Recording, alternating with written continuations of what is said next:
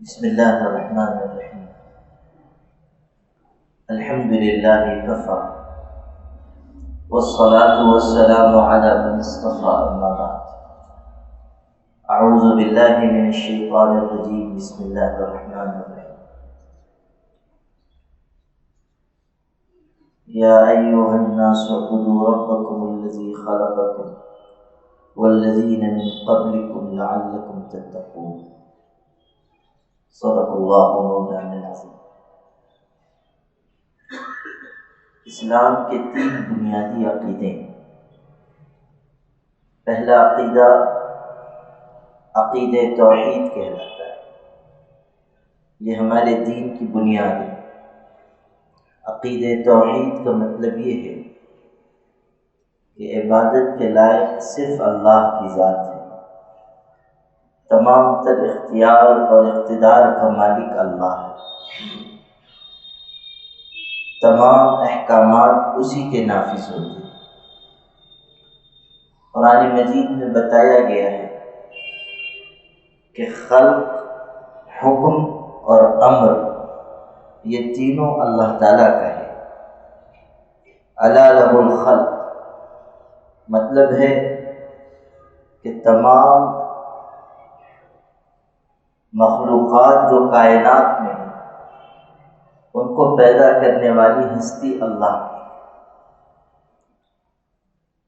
دنیا میں جتنے جھوٹے خدا ہیں، معبودان باطل جن کو ہم کہتے ہیں، چاہے وہ پتھر کی شکل میں ہو، چاہے درخت کی شکل میں ہو، چاہے کسی جانور کی شکل میں ہو، چاہے کسی انسان کی شکل میں ہو، کسی دیوی دیوتا کی شکل میں، آپ غور کیجیے کہ یہ وہ بنیادی چیز ہے جو ان جھوٹے خداؤں اور حقیقی خدا کے درمیان لکیر کھینچتی ہے، جو بتاتی ہے کہ اصل مالک کون ہے. اس لیے کہ دنیا کے جتنے جھوٹے خدا ہیں، اگر وہ سب مل بھی جائیں، اپنی ساری طاقت اکٹھا کر دیں، اپنے اعوان و انصار اور مددگاروں کو بلا لیں اور پھر یہ چاہیں کہ ایک مکھی پیدا کر دیں تو مکھی بھی پیدا نہیں کر سکتے.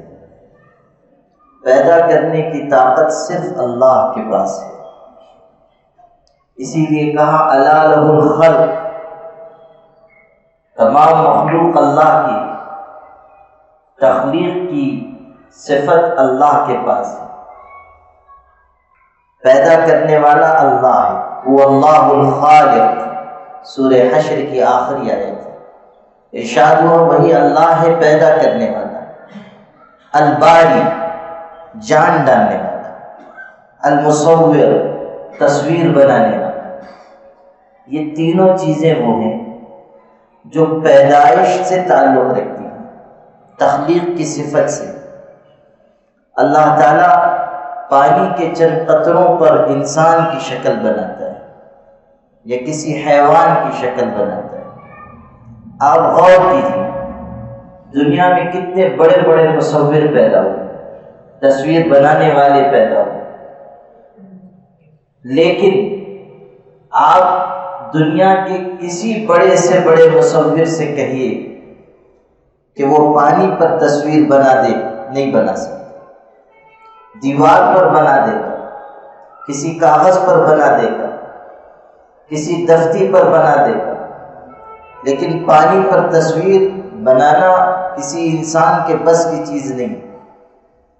پانی پر کیسے تصویر بنے؟ لیکن اللہ کی قدرت دیکھو کہ اللہ تعالیٰ پانی کے چند قطروں پر انسان کی تصویر بناتا ہے. اسی لیے کہا المصور، وہ بہترین تصویر بنانے والا ہے. پھر جب انسان کی شکل بن گئی تب بھی وہ کسی کام کا نہیں ہے جب تک کہ اس کے اندر روح نہ آئے، جان نہ آئے. پہلے مرحلے میں جب ماں کے پیٹ میں 3 اندھیریوں میں، جس کا تذکرہ قرآن میں فی ظلمات ثلاث، 3 اندھیریوں میں جب ماں کے پیٹ میں انسان کا وجود شکل پاتا ہے تو وہ بے جان ہوتا ہے، پھر اللہ تعالیٰ اس کے اندر جان پیدا کرتا ہے۔ یہ جان ڈالنے کی طاقت اللہ کی ہے۔ جب تک جان نہیں پڑی، انسان کا وجود بھی ہے تو بے حقیقت ہے۔ انسان جب مر جاتا ہے تو اس کے ہاتھ پیر کم نہیں ہوتے، ہاتھ بھی سلامت تھے، پیر بھی سلامت تھے، آنکھیں بھی سلامت ہیں، کان بھی سلامت تھے، لیکن لوگ کہتے ہیں کہ یہ مردہ ہو گیا، اس کی روح نکل گئی، اس کی جان چلی گئی، حالانکہ سارا جسم سلامت ہے، صرف روح اور جان نکل جانے سے زندہ انسان مردہ ہو گیا۔ تو پتہ یہ چلا کہ جان ڈالنا یہ بہت بڑی صفت ہے اللہ تعالیٰ کی، اور وہی ہے جو کسی وجود میں زندگی پیدا کر سکتا ہے۔ اسی لیے بار بار آپ قرآن میں پڑھیں گے کہ اللہ اپنی قدرت بیان کرتا ہے تو کہتا ہے کہ اللہ ہی ہے جو مردہ سے زندہ کو اور زندہ سے مردہ کو نکالتا ہے، یہ اس کی طاقت ہے۔ تو دوسرا مرحلہ آیا تصویر بنانے کے بعد کہ اللہ نے اس میں جان ڈالی۔ پھر تیسرا مرحلہ آیا کہ اللہ نے اس شکل اور اس جان کے ساتھ ایک وجود کو دنیا میں پیدا کیا، یہ ہے الخالق، پیدا کرنے والا۔ یہ تینوں چیزیں صفت تخلیق سے متعلق ہیں۔ واللہ الخالق البارئ المصور، وہی اللہ ہے پیدا کرنے والا، جان ڈالنے والا، تصویر بنانے والا۔ اللہ کے علاوہ کسی کی ہستی نہیں ہے جو کسی کو زندگی عطا کر سکے۔ ابراہیم علیہ السلام نمرود کے سامنے یہی تو کہا تھا، ربی الذی یحیی و یمیت، میرا اللہ وہ ہے جو زندہ کرتا ہے اور موت دیتا ہے۔ وہ بادشاہ اتنا کم عقل تھا کہ اس نے کہا اپنے سپاہیوں سے کہ جیل سے ایسے قیدی کو لے کر آؤ جس کو پھانسی کی سزا ہو چکی ہے۔ لایا گیا، اس نے اس کو چھوڑ دیا۔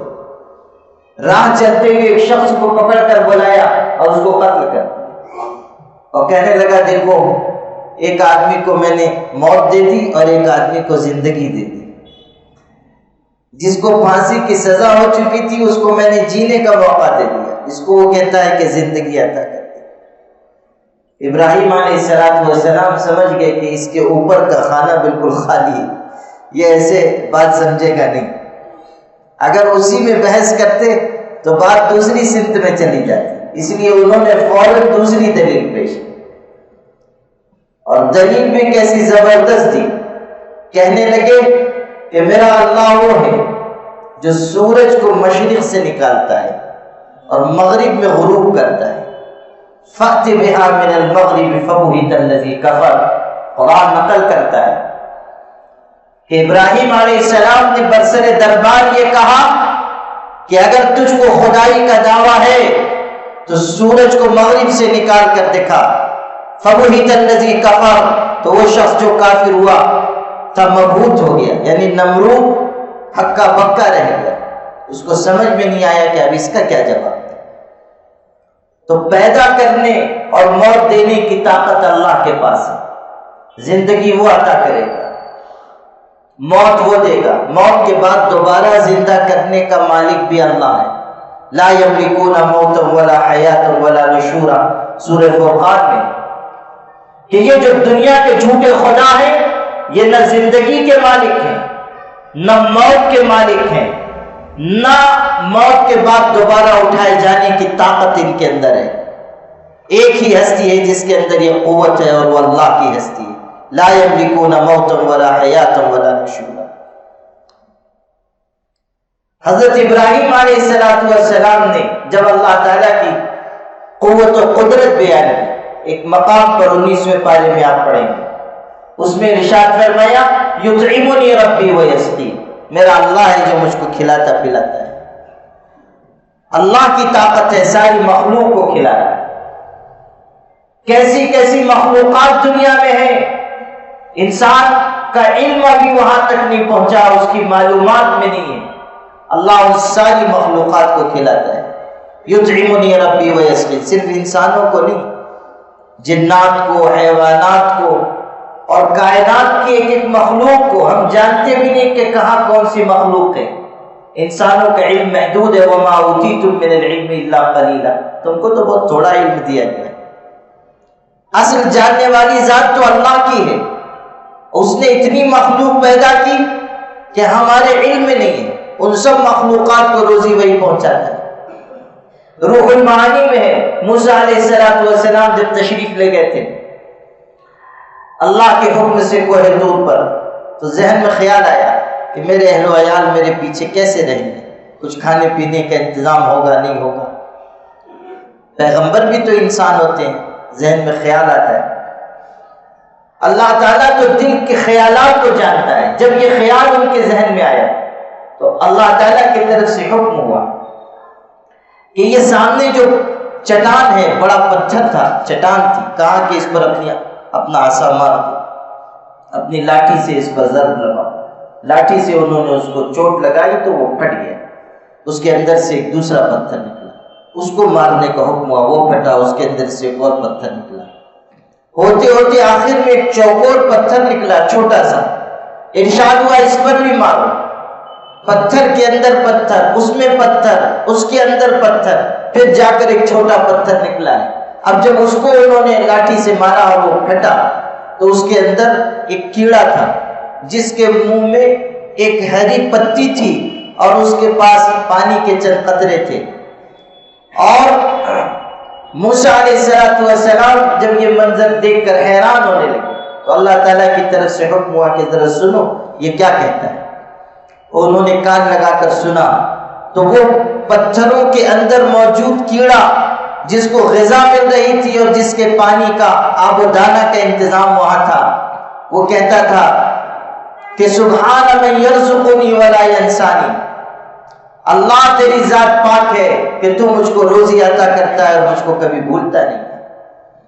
اللہ تیری ذات پاک ہے، تو مجھ کو روزی پہنچانے والا ہے۔ آپ غور کیجئے کائنات میں کہاں کہاں مخلوق ہے اور خدا ان کی روزی کا کس طرح انتظام کرتا ہے۔ یطعمنی ربی ویسقین وَإِذَا مَرِضْتُ فَهُوَ يَشْفِينِ، جب میں بیمار ہوتا ہوں تو وہی مجھ کو شفا عطا کرتا ہے۔ شفا دینے والی ذات اللہ کی ہے۔ وَإِذَا مَرِضْتُ فَهُوَ يَشْفِينِ، جب میں بیمار ہوتا ہوں۔ یہ نہیں کہا کہ اللہ ہی بیمار کرتا ہے ورنہ شفا دیتا ہے، الفاظ بھی آپ دیکھیں، یہ نہیں کہا۔ یہ ادب کے خلاف تھا کہ کہتے، حالانکہ بیماری اللہ ہی کے ہاتھ میں، لیکن ادب کے خلاف تھا، اس لیے لفظ بدل دیا، کہا وَإِذَا مَرِضْتُ، جب میں بیمار ہوتا ہوں تو اللہ شفا عطا کرتا ہے، حالانکہ بیماری بھی اللہ کی طرف سے اور شفا بھی اللہ کی طرف سے۔ وَإِذَا مَرِضْتُ، جب میں بیمار ہوتا ہوں۔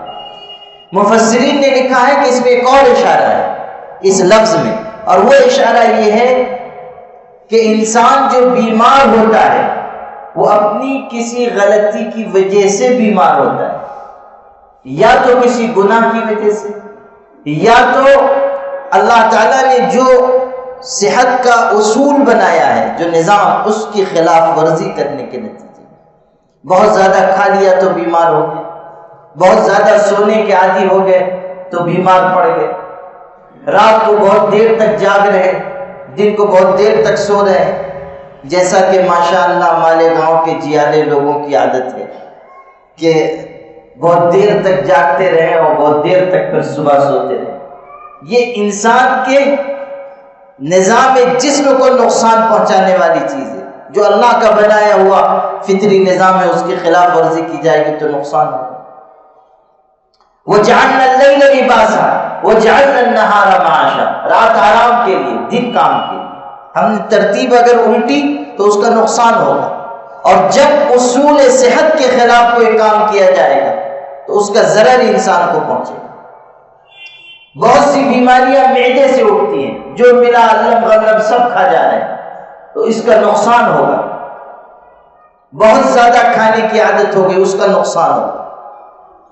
میرے والد صاحب رحمۃ اللہ علیہ نے ایک دفعہ سنایا، ایک آدمی تھا، اس نے خوب کھا لیا اور جب کھا لیا تو پیٹ میں درد ہو گیا، وہ حکیم صاحب کے یہاں پہنچا، ان سے کہنے لگا کہ مجھ کو تکلیف ہے، کچھ دوا بتا دیجیے۔ تو انہوں نے نسخہ لکھا کہ یہ دوا استعمال کرو۔ اس نے نسخہ دیکھا اوپر سے نیچے تک، پھر کہنے لگا کہ حکیم صاحب کھانے کی دوا نہیں، لگانے کی دوا بتائیے، اس لیے کہ کھانے کی اب کوئی گنجائش باقی نہیں۔ اگر کھانے کی کچھ بھی گنجائش ہوتی تو اس کو بھی میں مکمل کر لیتا، تو اس لیے آپ کوئی کھانے کی دوا نہ بتائیے، کوئی لگانے کی دوا بتائیے۔ تو وَإِذَا مَرِضْتُ فَهُوَ يَشْفِينِ، جب میں بیمار ہوتا ہوں تو اللہ شفا عطا کرتا ہے، یعنی جب میں اپنی جانب سے کوئی غلطی کرتا ہوں تو اس کا نقصان مجھ کو ہوتا ہے بیماری کی شکل، یا کوئی گناہ انسان کرتا ہے تو اس پر بیماری ڈال دی جاتی ہے۔ آگے ہے وَالَّذِي يُمِيتُنِي ثُمَّ يُحْيِينِ، وہی اللہ ہے جو مجھ کو موت دیتا ہے اور پھر زندہ کرے گا۔ موت دیتا ہے اور پھر زندگی عطا کرے گا، پہلے اسی نے زندگی دی، پھر موت آئے گی، پھر انسان کو زندگی ملے گی۔ جب ہم انسان کو قبر میں لٹاتے ہیں تو اس وقت کیا کہتے ہیں؟ منہا خلقناکم، مٹی ڈال رہے ہیں، اور کیا کہتے ہیں؟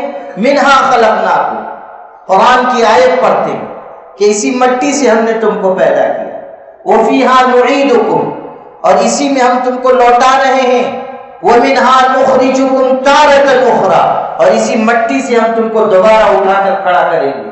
یہ حقیقت ہر مردہ کو زمین میں دفناتے وقت ہم اپنی زبان سے تازہ کرتے ہیں کہ یہی مٹی ہے جس سے انسان کی پیدائش ہوئی، اسی میں دوبارہ انسان کو جانا ہے، اور پھر اللہ تعالیٰ اسی مٹی سے انسان کو جیتا جاگتا وجود لے کر کھڑا کر دے گا۔ یہ اس کی قدرت ہے، یہ اس کی طاقت ہے۔ مشرکین کہتے تھے کہ یہ محمد صلی اللہ علیہ وسلم کہتے ہیں کہ جب ہم مر جائیں گے، مر کر بوسیدہ ہو جائیں گے تو دوبارہ اٹھائے جائیں گے، کیسے ہم زندہ ہوں گے؟ ایک بڑے کافر مشرک نے ایک مرتبہ ایک بہت پرانی ہڈی اٹھائی، جب ہڈی بالکل پرانی ہو جاتی ہے تو اس کو ہاتھ بھی لگاؤ تو وہ گرنے لگ جاتی ہے، تو بہت بوسیدہ پرانی ہڈی تھی، اس نے اٹھائی اور یوں ہاتھ میں کیا تو وہ گرنے لگی، ٹکڑے ٹکڑے ہو کر برادہ ہو کر گرنے لگی۔ اور اس وقت وہ گستاخ کہتا ہے کہ محمد کہتا ہے کہ یہ اس طرح کی ہڈیوں کو دوبارہ ہمارا پروردگار زندگی عطا کرے گا۔ من یحیی العظام وہی رمیم، ہڈیاں جب بوسیدہ ہو جائیں، پرانی ہو جائیں، کون ان کو زندہ کرے گا؟ یہ اس مشرک نے کہا۔ اسی کو قرآن میں سورہ یاسین میں نقل کیا گیا ہے۔ یہ آیت جو اتری ہے سورہ یاسین کی، اسی واقعے کے پس منظر میں ہے۔ من یحیی العظام وہی رمیم، سورہ یاسین کے آخر میں آپ پڑھیے، ہڈیوں کو جب کہ وہ انتہائی بوسیدہ اور پرانی ہو چکی ہو، کون زندگی عطا کرے گا؟ قرآن جواب دیتا ہے، قل یحیی الذی انشأها اول مرہ وہو بکل خلق علیم۔ اے پیغمبر آپ اعلان کر دو کہ اس بوسیدہ ہڈی کو وہ اللہ دوبارہ زندگی عطا کرے گا جس نے اس کو پہلی مرتبہ پیدا کیا تھا۔ آج تم کہتے ہو کہ اس کو کون زندہ کرے گا؟ آج تو ہڈی کا وجود ہے، اس وقت کو سوچو جب کہ انسان کا کوئی وجود نہیں تھا، اللہ نے اس وقت جب انسان کو پیدا کیا تو اب تو بہرحال اس کی ہڈیاں باقی ہیں، ان کو دوبارہ زندگی عطا کرنا خدا کے لیے کیا مشکل کام ہے۔ قل یحیی الذی انشأها اول مرہ وہو بکل خلق علیم۔ اللہ کی طاقت ہے کہ وہ دوبارہ انسانوں کو زندہ کرے، اور یہیں سے عقیدہ آخرت کو سمجھ لیجیے۔ میں نے شروع میں عرض کیا تھا کہ 3 عقیدے اسلام کے بنیادی ہیں، ایک توحید، دوسرے رسالت اور تیسرے عقیدہ آخرت۔ یہ جو بات ہے کہ انسان موت کے بعد دوبارہ زندہ کیا جائے گا، یہ در حقیقت یہی عقیدہ آخرت ہے جس کو قرآن بیان کرتا ہے کہ یہ دنیا ہی دنیا نہیں ہے، یہ دنیا آباد ہونے کے بعد پھر ویران ہوگی، اس کے بعد خدا تعالیٰ پھر انسانوں کو اپنی بارگاہ میں کھڑا کرے گا۔ دنیا کے انسان یوں ہی پیدا نہیں کیے گئے۔ افحسبتم انما خلقناکم عبثا وانکم الینا لا ترجعون۔ دنیا کے انسانوں تم کیا یہ سمجھتے ہو کہ تم کو یوں ہی لغو، بیکار اور عبث پیدا کر دیا گیا؟ کیا تم موج مستی، لہو لعب اور لذات اور دنیا کی چیزیں حاصل کرنے کے لیے پیدا کیے گئے ہو؟ کیا تمہارے وجود کا مقصد بس اتنا ہے کہ کھا لو، کما لو، عیش و عشرت میں لگے رہو اور مر جاؤ اور قصہ تمام ہو جائے، بابر بے عیش گوش کے عالم دوبارہ نیس؟ یا یہ ہے جیسا کہ بابر کے سلسلے میں کہا گیا کہ تم دنیا کے جتنا عیش لوٹنا ہے لوٹ لو، اس لیے کہ دنیا دوبارہ اجڑ کر پھر بسنے والی نہیں ہے؟ یہ چیز عقیدہ آخرت کے خلاف ہے۔ دنیا یہ سمجھتی تھی کہ ان ہی الا حیاتنا الدنیا نموت ونحیا وما نحن بمبعوثین، بس یہی دنیا کی زندگی ہے، اسی میں وقت گزاریں گے، مر جائیں گے اور اس کے بعد ہمارا کوئی حساب کتاب نہیں ہونا ہے۔ قرآن کہتا ہے تمہاری یہ سوچ بالکل غلط ہے، کائنات کے بنائے جانے کے مقصد کے خلاف تمہارا نظریہ ہے۔ خدا نے یہ ساری کائنات اس لیے بنائی تاکہ کائنات کی ایک ایک چیز انسان کی خدمت کرے، اور یہ انسان اپنی آخرت کی تیاری کرے، خدا کی بندگی کرے۔ جیسا عمل یہ دنیا میں کرے گا پھر خدا کی بارگاہ میں اس کو ویسی سزا یا جزا ملے گی۔ اچھا عمل انجام دے کر گیا تو اچھا نتیجہ نکلے گا، برائیاں لے کر گیا، گناہ لے کر گیا، نافرمانی لے کر گیا، سرکشی اور بغاوت لے کر گیا تو اس کے مطابق اس کو سزا دی جائے گی۔ قرآن کہہ رہا ہے دنیا کے انسانوں تم سب موت کے بعد دوبارہ زندہ کیے جاؤ گے۔ فَإِذَا نُفِخَ فِي الصُّورِ، جب سور پھونکا جائے گا، جب اللہ تعالیٰ کی طرف سے ایک بہت ہی بھیانک آواز برپا ہوگی، دنیا کے انسان پہلے مرحلے میں مر جائیں گے، پھر سور پھونکا جائے گا تو زندگی اللہ تعالیٰ کی طرف سے ملے گی اور سب اپنی اپنی قبروں سے اٹھ کھڑے ہوں گے۔ اخرجت الارض اثقالها وقال الانسان ما لها، قرآن نقل کرتا ہے کہ جب ساری زمین پر زلزلہ طاری ہوگا اور زمین اپنا سارا بوجھ نکال کر باہر پھینک دے گی، یعنی جتنے مردے زمین میں دفن ہیں زمین سب کو اپنے باہر اگل دے گی۔ اخرجت الارض اثقالها وقال الانسان ما لها، وہی دن ہوگا کہ جب انسان کہے گا کہ وہ زمین تجھ کو کیا ہو گیا، وہ زمین تجھ کو کیا ہو گیا۔ انسان سب کے سب اٹھائے جائیں گے، خدا کی بارگاہ میں حاضر کیے جائیں گے۔ یوم یقوم الناس لرب العالمین، سورہ مطففین 30واں پارہ۔ اس دن کو یاد کرو جب کہ دنیا کے انسان رب العالمین کی بارگاہ میں کھڑے ہوں گے۔ یوم یقوم الناس لرب العالمین، حدیث میں ہے حضور صلی اللہ علیہ وسلم نے ارشاد فرمایا یقوم الناس لرب العالمین حفاة عراة، دنیا کے انسان پاک پروردگار کی بارگاہ میں ننگے سر ننگے بدن کھڑے کیے جائیں گے۔ جس طرح پیدا ہوئے تھے اسی طرح بے لباس خدا کی بارگاہ میں کھڑے کیے جائیں گے۔ جب حضور صلی اللہ علیہ وسلم نے یہ حدیث بیان کی، حضرت عائشہ نے کہا اللہ کے رسول، مرد بھی ہوں گے عورتیں بھی ہوں گی، سب بے لباس کھڑے کیے جائیں گے، حشر ہوگا اس حالت میں کہ کپڑے جسم پر نہیں ہوں گے، تو مرد عورتوں کو دیکھیں گے، عورتیں مردوں کو دیکھیں گی، بے لباس ہوں گے۔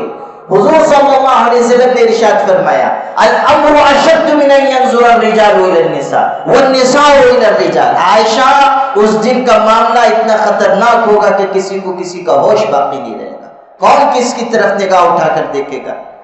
حضور صلی اللہ علیہ وسلم بیان فرما رہے کہ یہ حقیقت ہے کہ دنیا کے ایک ایک انسان کو خدا کی بارگاہ میں حاضر ہونا ہے، اپنا عمل ساتھ لے جانا ہے، پھر حساب کتاب ہونا ہے۔ خدا تعالیٰ کی بارگاہ میں ایک ایک انسان سے سوال کیا جائے گا۔ لا تزال قدم عبد یوم القیامت حتی یسأل عن 40، قیامت کے دن اس وقت تک انسان کا قدم اپنی جگہ سے ہل نہیں سکتا جب تک کہ وہ 4 سوالوں کا جواب نہ دے دے۔ پوچھا جائے گا ان حیاتہ فیما ابلا، ان عمرہ فیما افنا، وان شبابہ فیما ابلا، زندگی کے بارے میں پوچھا جائے گا کہاں گزار کر آئے ہو، جوانی کے بارے میں پوچھا جائے گا کہ جوانی جو زندگی کا بہترین حصہ ہے کن کاموں میں تم خرچ کر کے آئے ہو، ان شبابہ فیما ابلا۔ آج جو جوان لہو العب میں، موبائل میں، دنیا بھر کے خرافات میں مشغول ہیں، وہ غور کریں قیامت کے دن خدا کی بارگاہ میں خاص طریقے پر جوانی کے بارے میں سوال ہوگا کہ تم اپنی جوانی کہاں کاٹ کر آئے ہو، جوانی کی قوتیں تم نے کہاں خرچ کی، اللہ کے دین کی کتنی مدد کی، اللہ کی بندگی میں کتنی محنت کی، کتنے سجدے کیے، خدا کے لیے کتنے روزے رکھے، قرآن کی کتنی تلاوت کی، اللہ کو کتنا یاد کیا۔ اللہ نے زندگی دی ہے، زندگی کا مالک اللہ ہے، اور وہ قیامت کے دن پوچھے گا کہ میں نے تم کو زندگی دی تھی، جوانی کی عمر دی تھی، تم کن کاموں میں اس کو گزار کر آئے ہو۔ ایک ایک شخص سے یہ سوال ہونے والا ہے، اور جب تک انسان اس سوال کا جواب نہیں دے لے گا اس کے قدم اپنی جگہ سے حرکت نہیں کر سکتے۔ تو 2 سوال ہوئے، ان عمرہ فیما افنا، زندگی کہاں گزار کر آئے، جوانی کہاں کاٹ کر آئے۔ تیسرا سوال ہوگا ان مالہ من این اکتسبہ وفیما انفقہ، مال کے بارے میں پوچھا جائے گا کہ تم نے مال کہاں سے کمایا اور کہاں خرچ کیا۔ مال کے بارے میں 2 سوال ہوں گے، کہاں سے کمایا اور کہاں خرچ کیا. بہت مرتبہ انسان مال تو اچھی جگہ سے کماتا ہے مگر حرام جگہ پر خرچ کرتا ہے, اس کی بھی پوچھو. اور اگر انسان نے مال حرام جگہ سے کمایا اور اس کو حلال جگہ بھی خرچ کیا, اللہ کے ہاں یہ معتبر نہیں, قابل قبول نہیں. حدیث میں ہے اللہ تعالیٰ بغیر طہارت کے نماز کو قبول نہیں کرتا اور ناپاک چیز کا صدقہ اللہ قبول نہیں کرتا. اگر کوئی انسان حرام مال کماتا ہے پھر حج کرنے جاتا ہے, اس کا حج قبول نہیں. کوئی انسان حرام مال کماتا ہے پھر زکوٰۃ ادا کرتا ہے, اس کی زکوٰۃ قبول نہیں. کوئی انسان حرام مال کماتا ہے پھر دعا مانگتا ہے, اس کی دعا رد کر دی جائے گی. کوئی انسان حرام مال کماتا ہے, بیوہ و یتیموں پر خرچ کرتا ہے, خدا تعالیٰ سے اجر کی امید رکھتا ہے, اس کو کوئی اجر ملنے والا نہیں. اس نے حرام مال اختیار کر کے اپنے آپ کو بے آبرو کر لیا.